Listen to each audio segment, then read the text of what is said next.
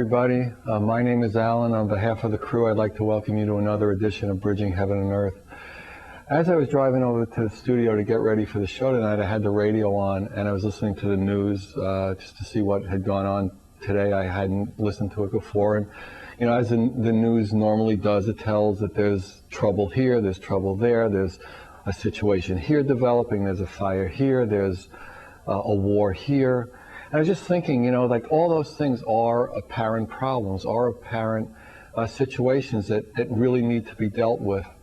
But really, for a human being, the root of all these situations and the thing that causes us not to have the experience of love and the experience of connectedness and the experience of bliss in our lives and contentment is that we don't feel connected to love. We don't feel connected to each other. We don't feel connected to the truth. And as I've said so many times, that's what Bridging Heaven and Earth, that's what this show is about. On the opening, we talk about dedicated to the oneness. And the show is, again, a tool, hopefully, for more and more of us to experience that connection to the one, to the whole, to the everything, to what has traditionally been called God. And that is possible. It has always been possible, and in my experience, it is more possible now in this new millennium, in the year 2000, than ever before, for more and more of us, not just for the great saints or the masters or the people who are known throughout history as the Jesuses or the Krishnas and Buddhas, but for all of us, of all races, sexes, creeds, of all nationalities, of all ages. Now is the time for us to experience the one. And in that, the problems will be solved. We will recognize our own brotherhood. We will recognize our own sisterhood. We will recognize our connection to the trees and the dolphins, and we will treat everything with that love and with that respect, that when we hurt something else, the oceans or the dolphins, we're hurting ourselves. When we're cutting the trees down randomly, we're hurting ourselves. And when that starts to happen, truly, we will come into the golden age, the age where love and truth and consciousness and collaboration and connectedness and bliss, real joy and bliss, are the calling cards of that time.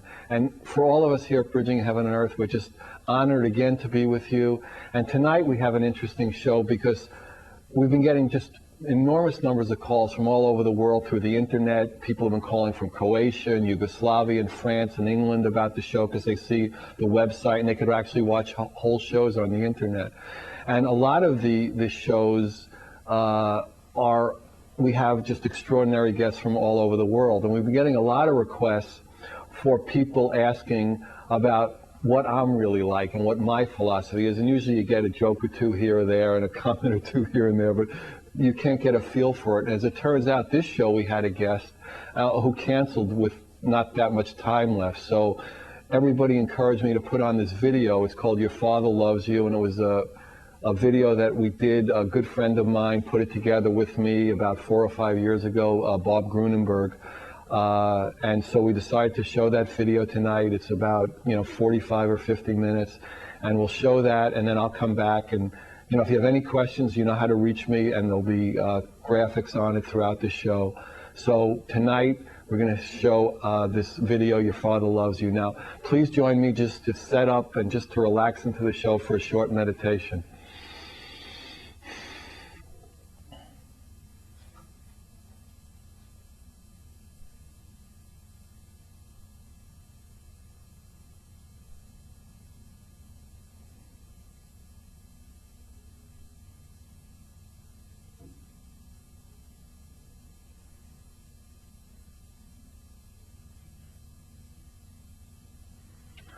Thank you. So whenever we're ready, it's a video I did a while ago. It's called Your Father Loves You. I think you'll appreciate it and you'll get a feel for where I'm coming from, where I was coming from then. And if you have any questions, you know how to reach us. So whenever you're ready.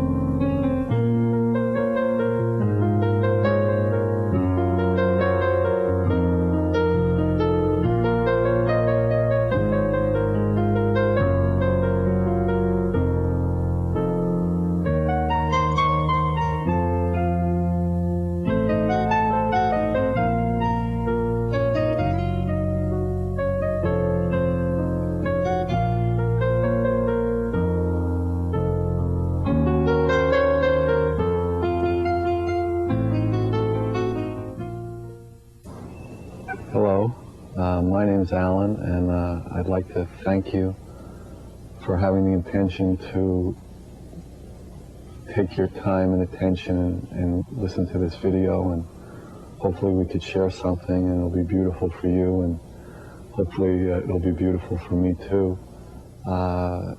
Really what I wanted to talk about was love. Not the love that we can have for each other, not the love we could have for our children or our mates or our husbands, wives, or relatives, or even just random people, but the love that we can feel inside that's not dependent on anything. Recently I had an experience where, for me, it was, I wouldn't call it a crisis, I would call it a period of spiritual, I'd say reawakening in a sense. And what I asked for in my prayers was to be told what would be of value, for me to share with people, and what was a gift that I had that I could do that with. And what came to me is that the thing that sometimes I don't understand, and at this particular point I wasn't understanding, and that a lot of people don't experience or understand a good deal of the time, is how much they're really loved, how much they're made of love, how much, basically just how much the Creator or their Father, or however you look at the Supreme Power, just loves them. How much that we're made of that love, and how powerful that can be in a human life to have that experience. At this time there are just incredible numbers of spiritual paths and religions and self-help groups and 12-step programs, and I don't know, more on TV, where everyone on TV is there's always a talk show, there's always some amount of a Donahue or a Oprah or something discovering things and reaching into things and talking about things that hadn't been talked about. I don't know if they'd be better left not talked about, but they're being talked about now, and all in the desire to help people. In the spiritual and the New Age path, there's incredible amounts of groups and paths and teachers and gurus and techniques and tools and methods and books. And I mean, you go to any bookstore, I mean, I'm from Santa Barbara, and you go to the Earthling bookstore, you go to the Barnes & Noble, any bookstores, I mean, the New Age sections are huge and huger. It's just, it's unbelievable. And the thing that, in my experience, what's being left out is that there's something about the love, something about what we're made of, something about the non-separation of human beings, the transcendental quality that we all can share, that we're really made of God, that we really are God. There's not a female God or a male God. There's not a Jewish God or an Arab God. There's not a black God or a white God. There is only one God and one Father and one Creator. And because we forget that, the things that happen in this world make sense. Because we don't experience that, the things that happen in this world make sense. That we fight, and there's Bosnia, and there's Rwanda, and just the incredible anguish we place on each other. And it's done because we don't experience the love that we all share, the love of our common root. There's only one common root. I mean, people, and myself a good bit of the time, don't experience that really there's one Father, and that we're all children of that Father. There is no separate group of children. There's no special group of children. There's just children. And that all us human beings on this plane, on this earthly existence, are children of the Father. And for us to have that experience if we had that experience for 1 minute a day, it would change our lives. If we had that experience for 5 minutes a day, it would change the world. Actually, 1 minute would change the world. Because without that experience, then we have to feel separate. Then we have to be hungry for things outside of ourselves that can fulfill us, that can give us that sense of completeness, that sense of satisfaction. But truly, all the spiritual paths throughout history, all the teachers and all the masters, if they really experienced that, if they really knew that, knew the oneness and knew the transcendentalness and knew God, that it's really within, it's within inside us, that we can experience the truth, that we can experience the love, and that we can experience the common denominator, the common unity. You know, so often we talk about in cities like Santa Barbara or in LA, I mean, I guess it's a few days before this election in '94, and you know, everybody's saying that we can come together, that we can experience the common unity, that although there are differences between us, that, you know, we're of different colors and different races and different religions and different heights and different sexes and different sexual orientation, you know, and different everything. You know, we like different clothes and we like different cars and we go to different banks and we do all the different things. But what is the common unity? When are we ever going to have the common unity? And if we don't have the common unity, are those differences ever going to be painted over? Are those differences ever going to be treated in a way where we truly experience the oneness? And they probably won't. There'll always be friction and tension, because our happiness will depend on somehow our group being better than the other group, our team, our football team, our basketball team, our hockey team being better than the other team, the other city, the other country. I mean, what's nationalism? I mean, what are all these things except not recognizing the love of the common Father, of not recognizing the truth behind creation? I mean, here we are floating. I mean, basically, we're sitting, well, I'm sitting, I don't know where everybody else is sitting. I assume everyone who's watching this is sitting somewhere on Earth, floating in space. I mean, the Earth is just floating in space. I mean, all of us, in a sense, are floating in space on a ball, just hurtling at zillion miles an hour through space. And yet we think we know. We think we have some idea of what the truth is. But do we experience the truth? The truth can only be one truth. There can't be a truth for every religion. There can't be a truth for every spiritual teacher. There has to be at some point where human beings experience the truth. The truth meaning that God within, the essence of what we are, the creative force of life.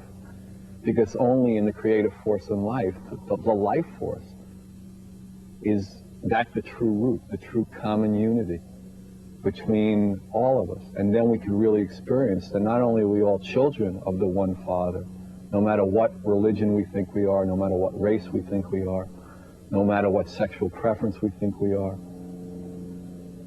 that we're really truly brothers and sisters on this earth. And we can begin to start to live like that. And then the separations between us won't exist, because the deepest root is the same. And at this point, we're not experiencing the deepest root. We're experiencing the lesser roots. And in that, we're experiencing separation and tension. And in that, what we have is war and hatred. And all of that, really, all of the negative things are coming individually. There's not a group that hates. There are groups of individuals that might get together to hate. But really, that hate individually is only coming because of our lack of love, our lack of feeling love internally, our lack of feeling. The way I describe it sometimes is that our bike is being held up from the back, that God is with us, that we experience that the Father loves us. And when we experience it that way, it's not only our Father, it's truly the Father, that there's not different fathers or different creators. There's one creator here, and all the religions talk about the creator. All the New Age groups talk about the life force of God, or I that I am, or whatever, or trying to ascend into that experience. But for here on earth, we can have that experience enough to bridge gaps, enough to recognize our common unity. And if we don't do that, then everything that happens is from that misinterpretation, from that little veering off from the root. And what'll result is tremendous anger and frustration. Why? Because we know, something in every human being knows, that there is a oneness, that there is something that we all share in common, that there is the love of the Father. And we don't experience it. So we have to do all the things we do. We have to drink, we have to do drugs, we have to have, all kinds of sex. Why? To try to fill that emptiness, that loneliness, that lack of experience. But there is a way for us as human beings to experience that oneness, to experience that, in fact, our bike is being held up from the back, that in fact we are made of love, and that everyone is our brother and sister, that everyone is a child of the same Father. I mean, maybe I've said it, 55 times in 12 minutes now, and it just seems like, in a way, that that's the message I'm supposed to be revealing or sharing in this particular tape, because I know without that, when I wasn't experiencing that, I think I've been blessed to a large extent for a lot of my life to have experienced that, I'm a child of the one Father, not the only child, but a child. And that has given me incredible love and freedom and bliss in this life. Not that I don't experience fear and jealousy and anxiety other times, but as a general rule, I feel tremendously gifted that has been one of the gifts given to me. And other people obviously have different gifts than I do. But that has been a gift that has been given me, and in some way I was asked to share that gift. And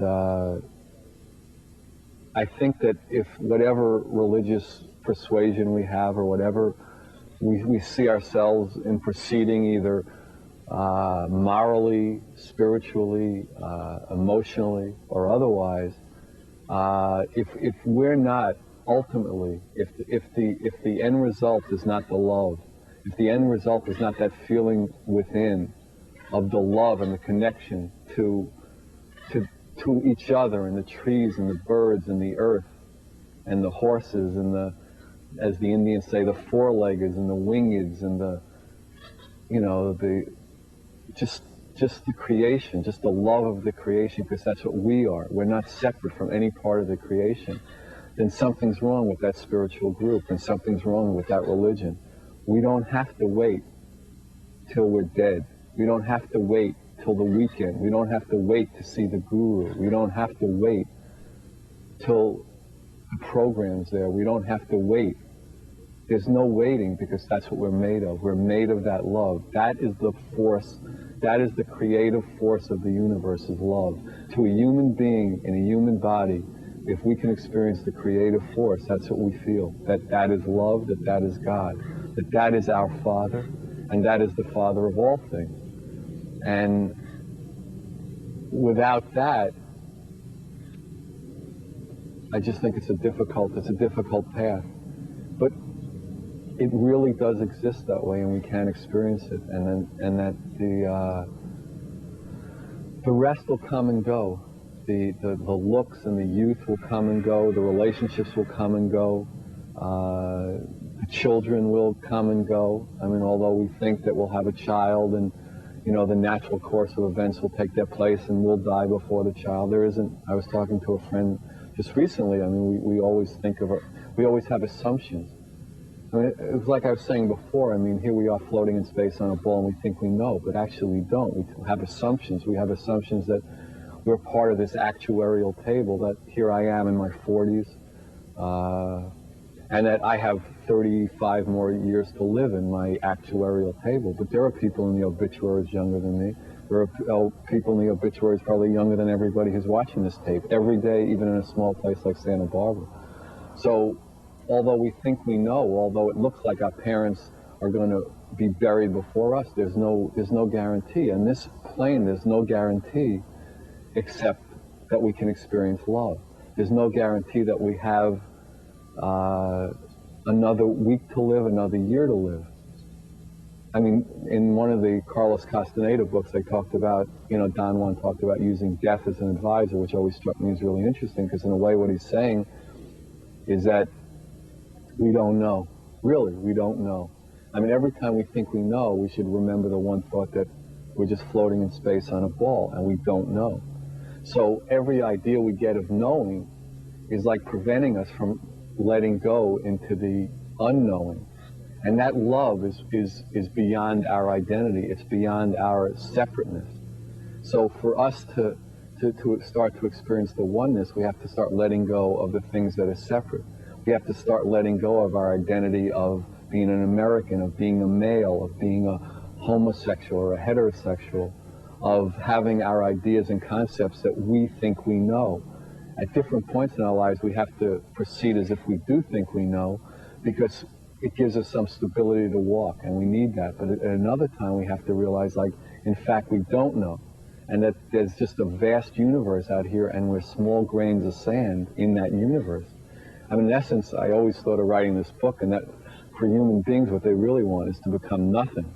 They think they want to become something, but really what they want to do is become nothing, to unwind, to roll back all the identities and all the concepts and all the ways of being that we think we are, and to come into that childlikeness.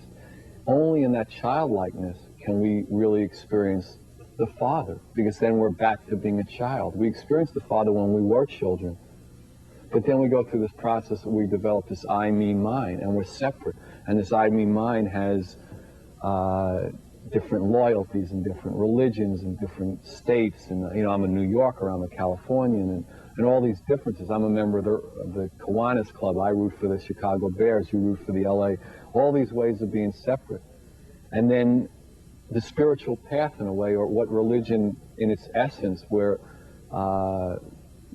all the great religions, the Buddhists, the Mohammeds, the Jesuses, the Krishnas, they all spoke of the oneness. They all spoke of that one true religion. That don't make this into a religion as opposed to other religions. Make this a religion that's of all religions. Make this an experience of truth with God. Because that way we are all brothers and sisters. There's no separation.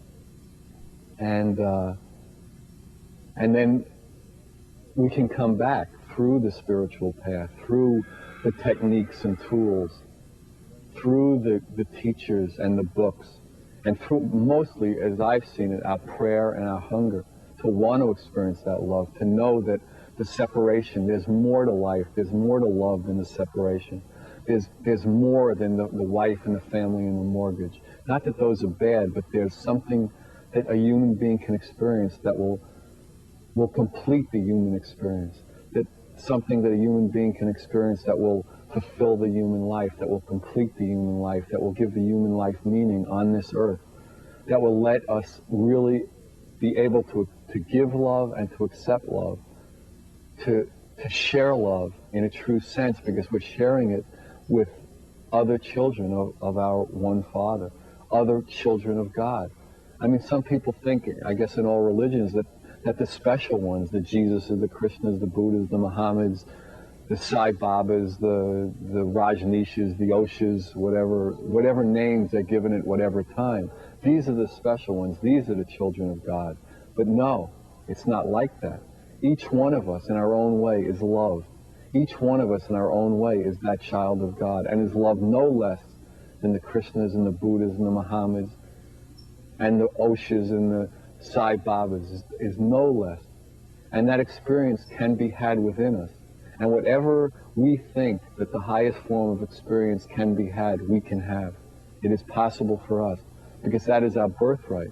Now, whether we do or not in one lifetime or many lifetimes, there are certainly thousands of theories about it. Maybe we won't, but I know its potential. I know if our prayer is great enough and our dedication and our love strong enough, that it's available. And in that availability is our life. And all the spiritual paths and all the tools and techniques are trying to open a heart to that love, open a heart to that recognition of our, in a sense, nothingness. But in our nothingness, we can become merged with the everything, with the ultimate. And that's, as I've always seen it, it looks like people want to add on, want to take on another coat, want to take on another identity, another concept, another spiritual precept, another way of looking at it. But really what we want is to just unwind it all and be simple and childlike and get rid of the I, me, my, and have it as a thy will be done, and to be lined up that our will is thy will.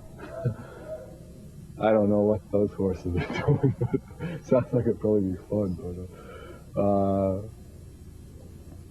I mean, we want to feel that connection. We want to walk this earth feeling connected, because I know when I don't feel that connection, I feel lost, I feel disillusioned, I feel frustrated, I feel angry, I feel hurt, I feel betrayed, I feel deprived, and I'm just a human being with some gifts and not other gifts. So I suspect that most people, when they're not feeling really connected to their Creator, when they don't feel part of this game, it's not good enough to feel part of the family. It's not good enough to feel part of the LA Rams. It's not good enough to feel part of the New York Mets. It's not good enough to feel part of the Kiwanis Club. It's not good enough to feel part of the homosexual community. It's not good enough to feel part of the black community or the Asian American community or whatever the politically, or the white or the Simpson jurors or the whatever the politically correct terms are now. It's just not enough, because the human spirit is too vast. It's too all-encompassing to be fit into such a small package. I remember once, it was at a Sizzler restaurant, and this woman who we'd been friends and we had worked together in the spiritual path for a long time, she came to me and said, well, while we were eating, I mean, we were eating, and probably I was overeating at the time, so I couldn't think of anything except overeating, but she was thinking of something else, and she turned to me and said that she really wanted to belong to me. And for me, it was like a non-compute, because the spirit that this girl was, I mean, at the point, at that particular meal, or at that particular juncture in her life, for one reason or another, she wasn't recognizing that. But to me, it was just a non-compute that this person, with the vastness of their glory, could ever think of belonging to another human being. I mean, it was just incomprehensible to me. But we can think that in relationships, in religions, in spiritual paths, that we want to take this incredible glory that we are and belong to somebody. And all it says to me is, you need to experience more of what you are.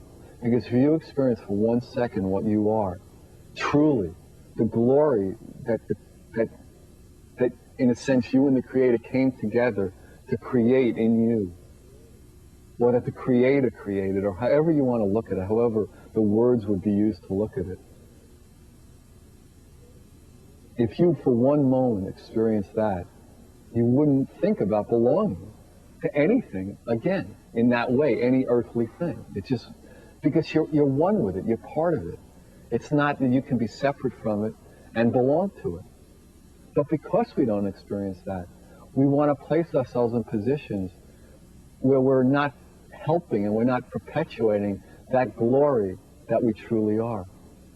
And we pay, you know. It's not like it's bad and it's a sin and you go to hell or anything like that.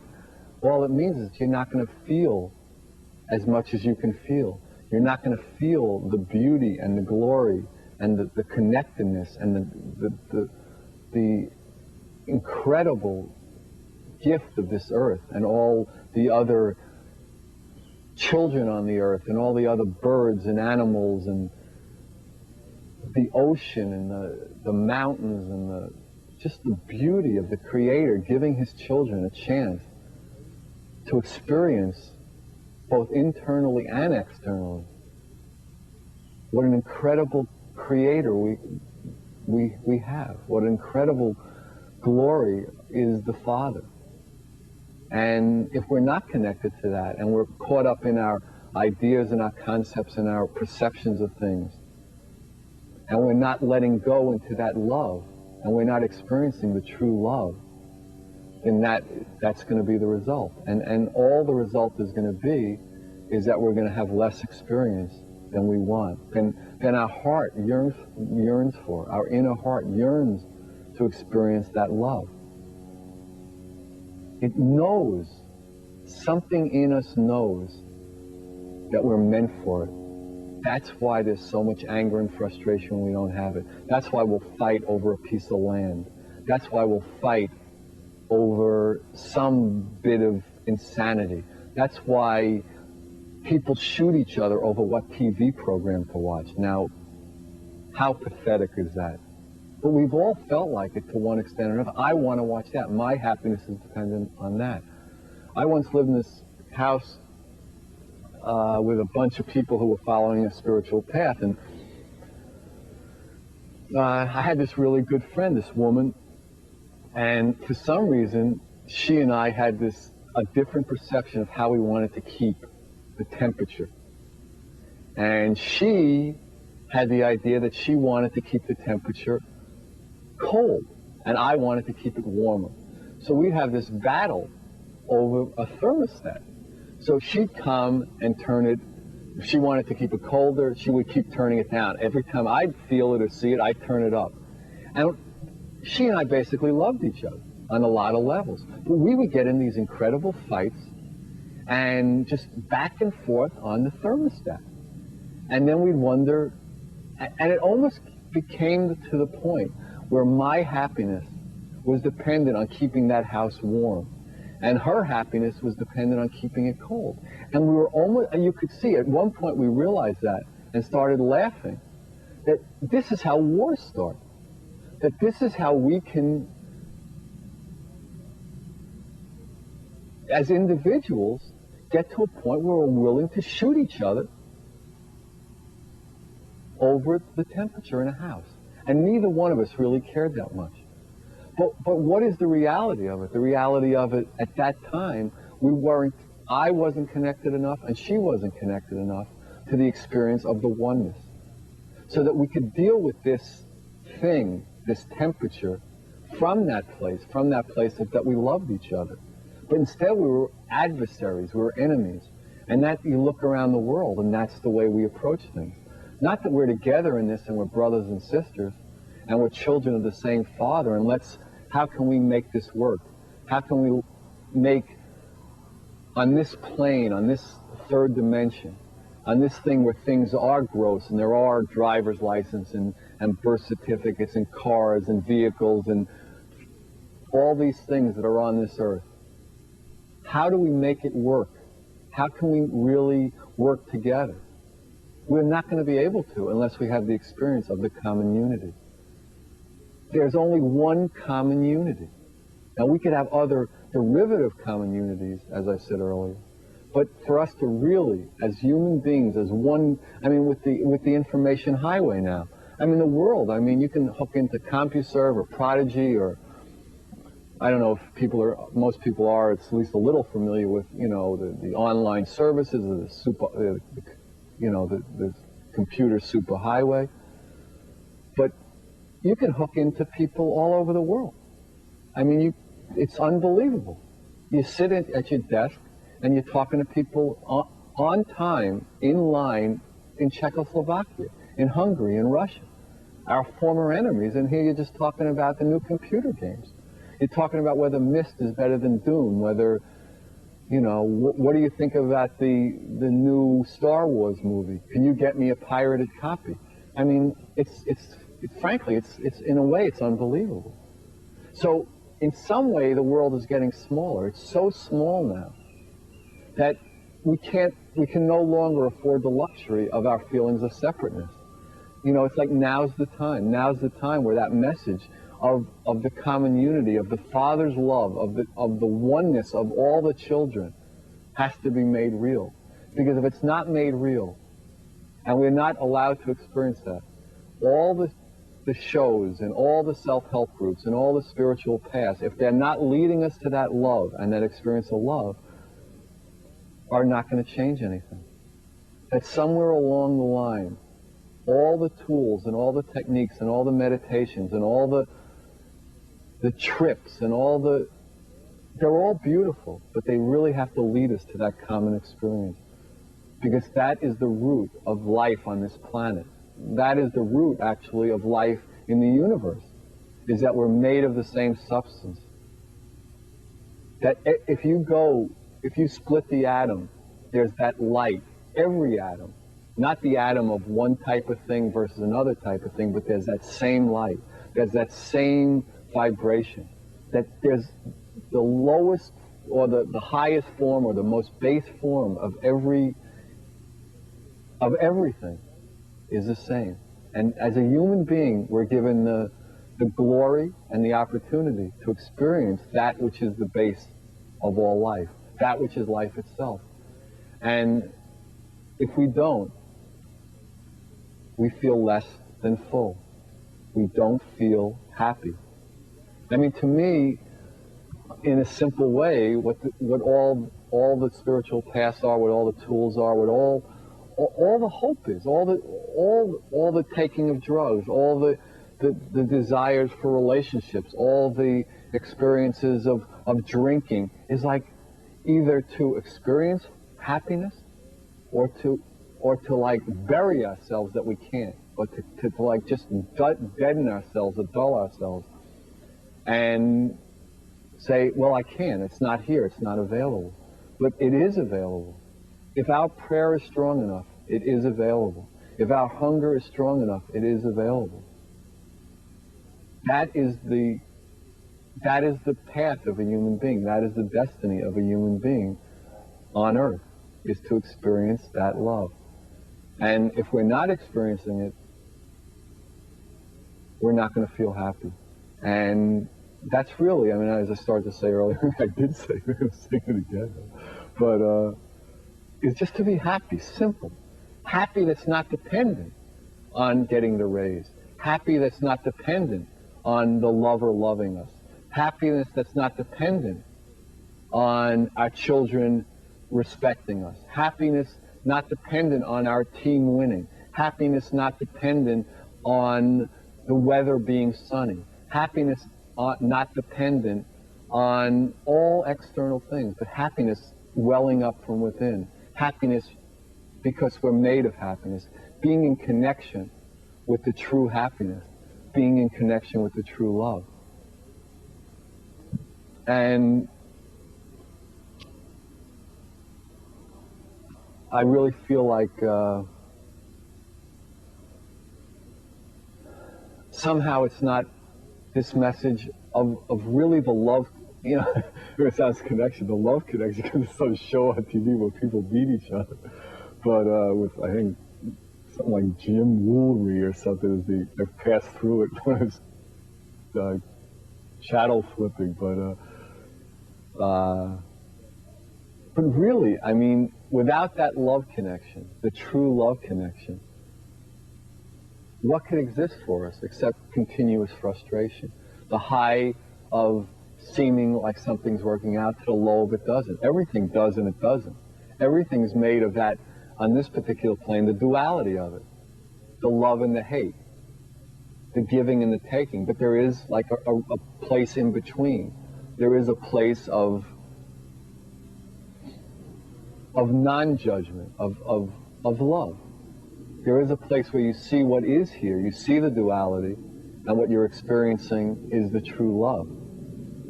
And that's what we want. And we have the opportunity now, and hopefully the message will go out more and more.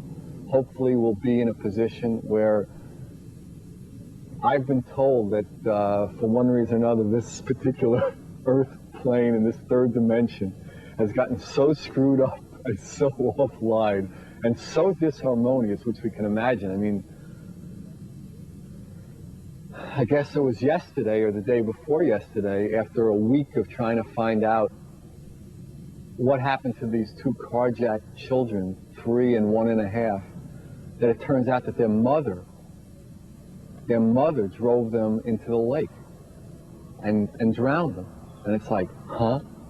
You know, so many things in life, I mean, for me, I just go, huh?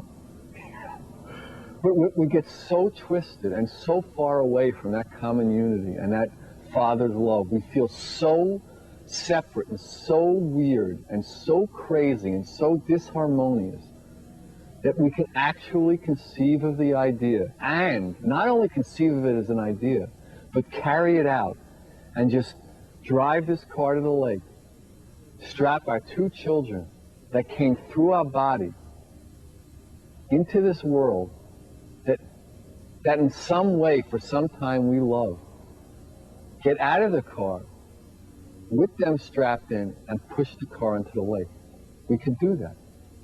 We could do what we do in Bosnia. We could do what we do in Rwanda. We could do what we do in Palestine.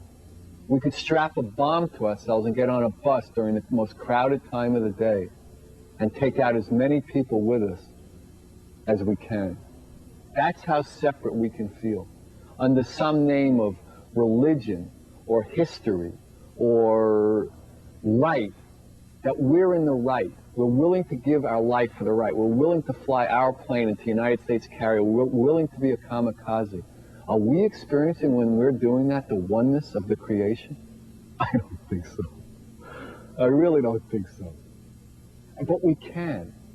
And in order to stop these things and really to have peace in the world, not an absence of war, because there'll always be some sort of terrorist, there'll always be some sort of nut, there'll always be some sort of frustrated country where a Hitler will come up, a nationalism will come up that, well, the Russians have been down too long, well, the French have been down too long, we got more bombs than anybody else, we got the biggest bomb by some fluke, let's use it.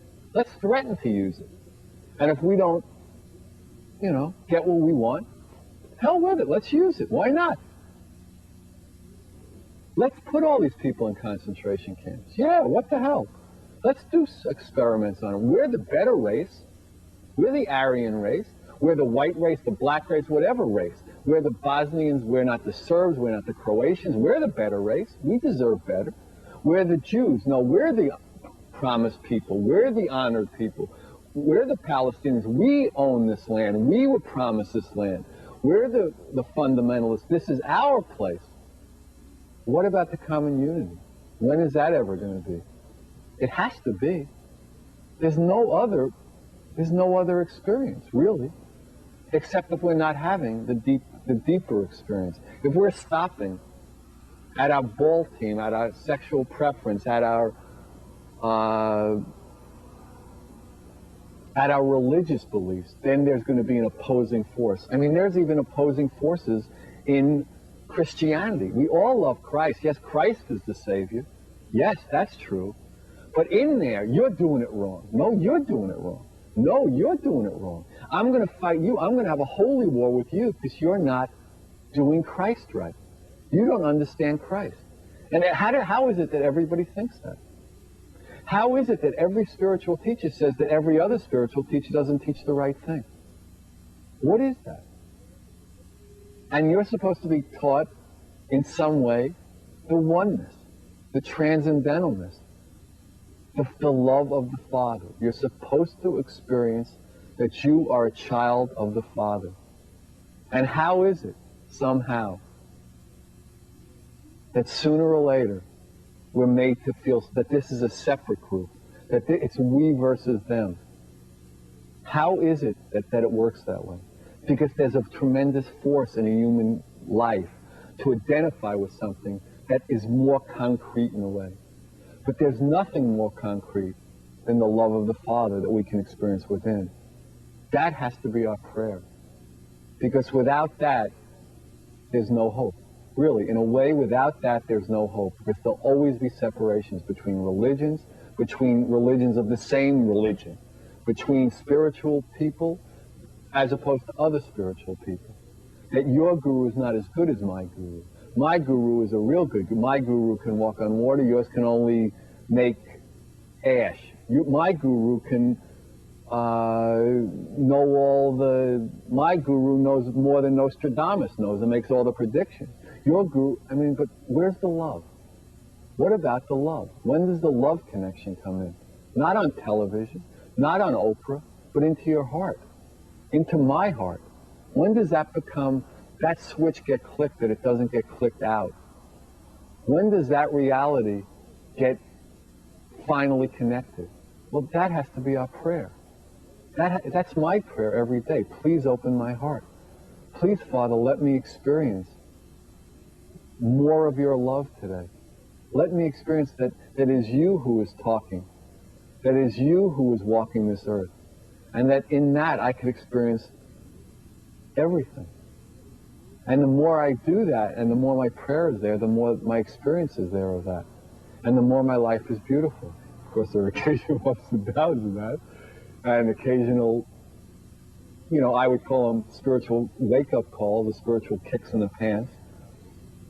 But basically, in my life, it's been like a progression of that, what I would call a prayer for more faith, a prayer for more surrender. And ultimately, which is the same, the more faith you have, the more surrender you have. The more surrender you have, the more experience you have.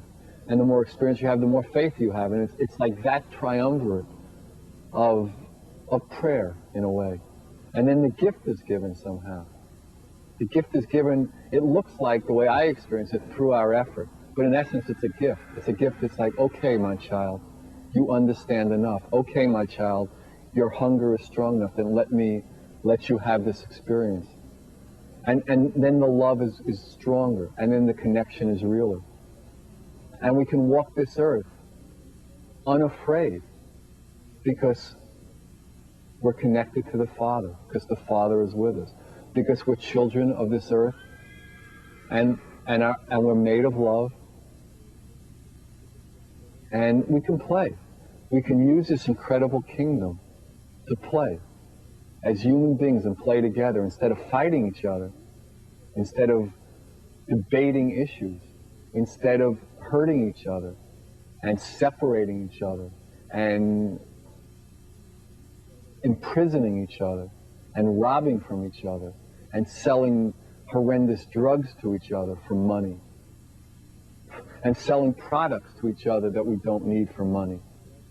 That we can live on this earth and enjoy the bounty and the beauty. There's enough food and land to feed everybody. Why should there be people? It always struck me as odd that we can get, for money, we can get things all over the world.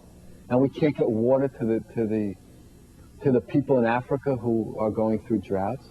We can't get food there.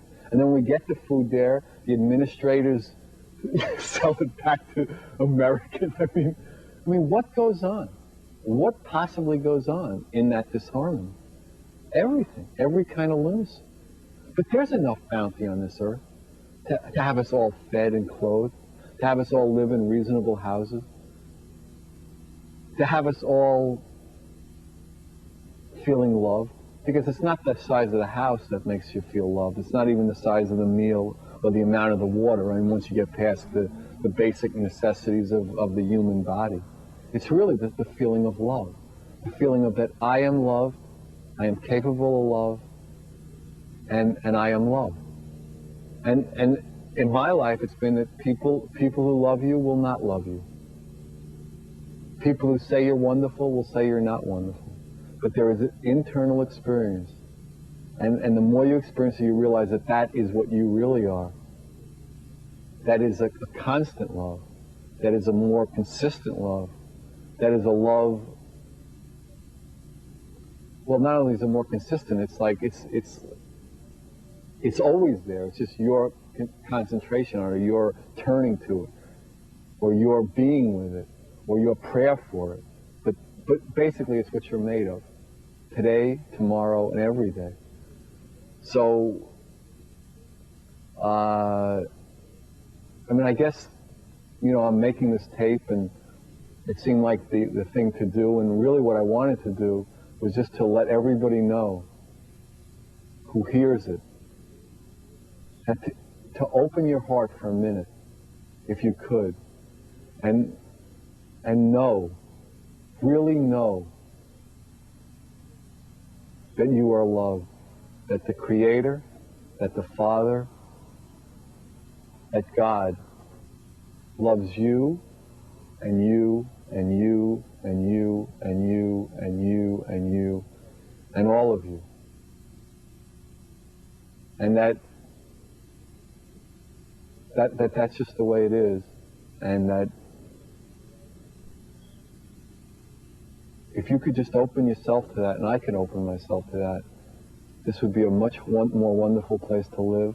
And for each of us, our lives would be just incredible.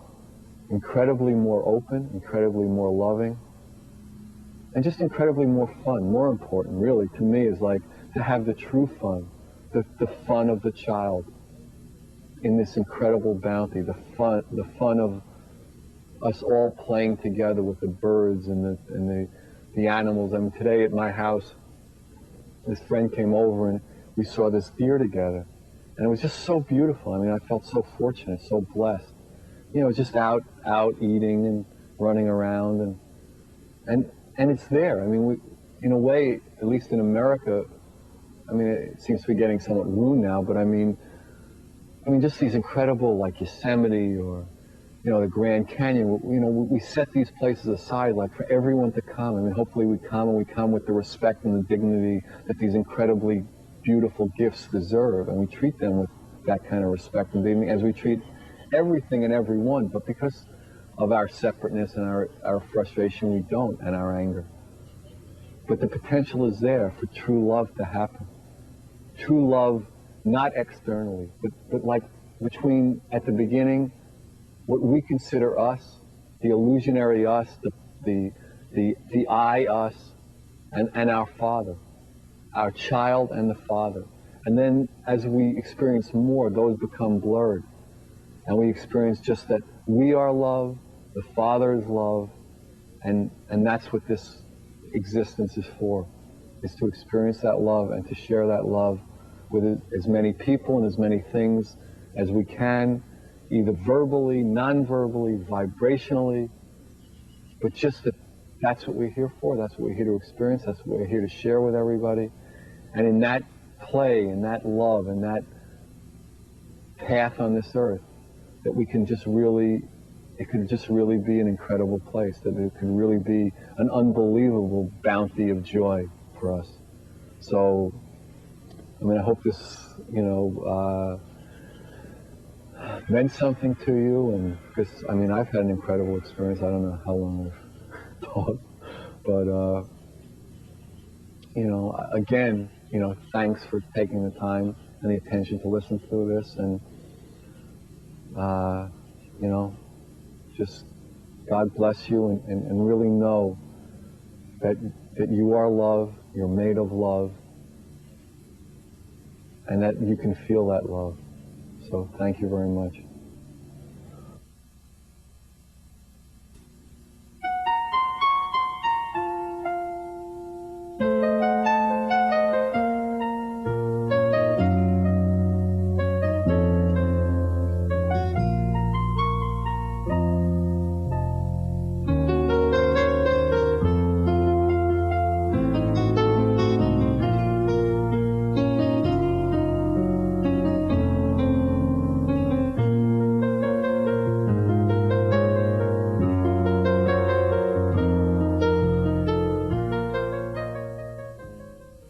Well, you see, I do have eyes. So anybody who was wondering, I actually do have eyes, and I still do.